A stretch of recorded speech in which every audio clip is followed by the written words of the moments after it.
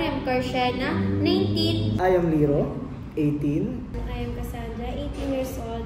I am Eunice Gloriosos, 18 years old. I am Hannah, 17 years old. I am Jandel, 18 years old. From grade 12 UMCIM. I think yes, because the principle of treating everyone the same way is inherently good.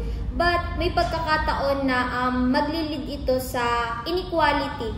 Kasi for example, yung mga benefits na natatanggap natin sa government is mabibigyan din yung mga taong hindi naman nito nangangailangan. So ibig sabihin, yung mapupunta sa kanila isahatian pa yung para dun sa mga taong hindi naman nangangailangan. So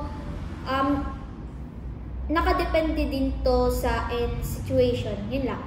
I think everyone should be treated the exact same way. Kasi when we say the exact same way, we are leaning much into equality. When in fact, hindi naman all the time dapat tayo naka-incline sa equality. For there are instances na dapat we are more into equity. Ayun, para mas may sense of balance. Para sa akin, oo, na importante na ang lahat ng tao dito is natatrato sila ng tama and equally. Kasi para sa akin, naniniwala ako sa konsepto na pinanganak tayo dito sa mundo na may pantay-pantay na kalayaan and karapatan. And also, ang pagtrato natin sa tao is meron tong malaking part sa human rights yun. And for me, for me, no matter what someone's individual circumstances, ay dapat talaga silang itrato ng may respect, na may dignity and kindness. While it is essential to recognize and respect individual differences, treating everyone with fairness, dignity, and respect is a fundamental principle of society. Equality doesn't mean treating everyone identically, but rather ensuring that everyone has equal opportunities. I think it is important for all persons to be treated equally because all persons have been born equal. Treating people equally is also a big part of human rights. So no matter what someone's individual circumstance is, they should be treated with respect. Para sa akin, hindi pwedeng tratuhin ang lahat ng pagkakaparehong paraan dahil nakadepende ito sa ating sarili kung sang-ayon ba tayo sa paraan ng ibang tao. Di ba mas maganda kung gumawa tayo ng sarili nating pamamaraan kung alam mo, mas maintindihan mo ito kaysa sa ibang paraan ng ibang tao. I think meron. Kung yung taong yon is mas prefer niya na i-treat siya in different way, is why not? We just need to respect her or his reason kung bakit gusto niyang matreat ng ganong paraan. As I have said earlier, there would be instances na kailangan natin is equity over equality. For example, yung mga PWD natin, they deserve some rights na ayun, hindi naman applicable to those people na walang disabilities. For example, yung mga rights nila sa healthcare na pang kanila lang talaga. Kasi kung ibibigay din natin yung pare-pareho sa mga normal na tao na they do not really need it, parang ayun, na demolish natin yung sense ng pagbibigay sa kanila ng opportunity. I mean, ng privilege. Tulad nga ng sinabi ko kanina, na dapat ang lahat ng tao is natitreat sila equally and fairly. Treating everyone exactly the some might overlook individual needs, preferences, and circumstances. Gaya nga ng sabi ko kanina, naniniwala ako na dapat lahat ay matreat equally no matter what circumstances.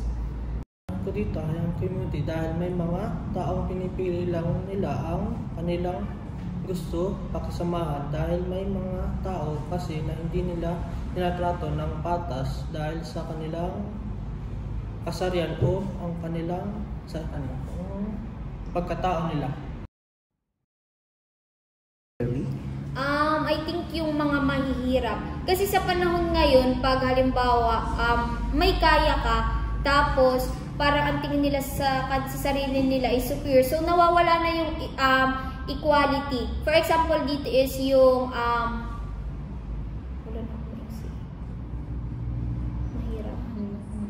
sa ospital. Pag may nanganganak, pag halimbawa may na-ospital tapos, syempre, wala kang kakayanan, so mapupunta ka dun sa may parang hindi maayos na facility. Habang yung may mga kaya naman is, syempre, nasa maganda, nasa ma-aircon, tas yun, nawawala yung yung pagkakapantay-pantay.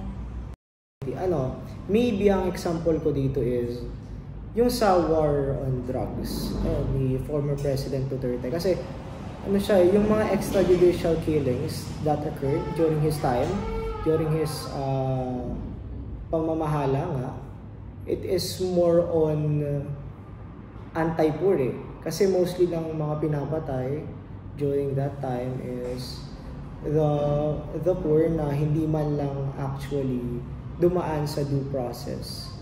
Ayun. Yung mga member natin ng LGBTQA+, and ito, isa din sa mga example ko dito is yung mga mahihirap natin ng mga kababayan. Ayun.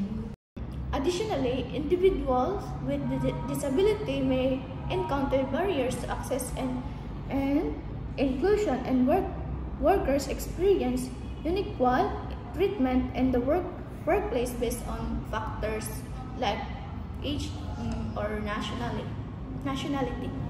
People with disabilities may face barriers to employment or yung pag-access nila sa public spaces due to lack of accommodation. Katulad po na sa LGBT, may pagkakataon po na hindi natatrato ng tama dahil sa kanilang pagkatao. I think bigyan natin sila ng kalayaan kung ano yung gusto nilang gawin, but of course we need to set a limits para hindi naman ma-abuse yung rights nila. As a youth and as an active user of social media as well, I could advocate for upholding these human rights. Kasi at least that should be the use of social media, not to spread negativity and all. Use the social media as a platform for pag-aangat ng boses natin ng bawat isa tungkol sa karapatan, kung bakit deserve natin ng ganito, kung bakit hindi dapat natin gawin yung ganito, kung ano yung nararapat. So yeah, that's about it. Ayun. Para sa akin, para ma-enjoy natin para ma-enjoy natin itong karapatan and kalayaan na binigay sa atin is dapat mabuo natin dito yung responsibility natin as a person na hindi porket binigyan tayo ng karapatan is atin na itong aabusuhin. Dapat meron tayo ditong limitation na hindi natin dapat maabuso yung binigay sa atin na karapatan na isang nila. Ganun. Ensuring everyone enjoys human rights requires collective effort. We can promote education on human rights, advocate for policies to protect them, address system inequalities, foster individual, and upload justice and accountability. Sa social media, sa pamamaraan ng pag-share about sa human rights para ma-enlighten yung mga makakakita about dun. Karapatan natin na maging malaya tayo sa lahat ng gusto natin gawin. Ngunit kung may kalayaan tayo na wag nating abusuhin ang ating kalayaan dahil ito ay may limitasyon din sa pagiging malaya.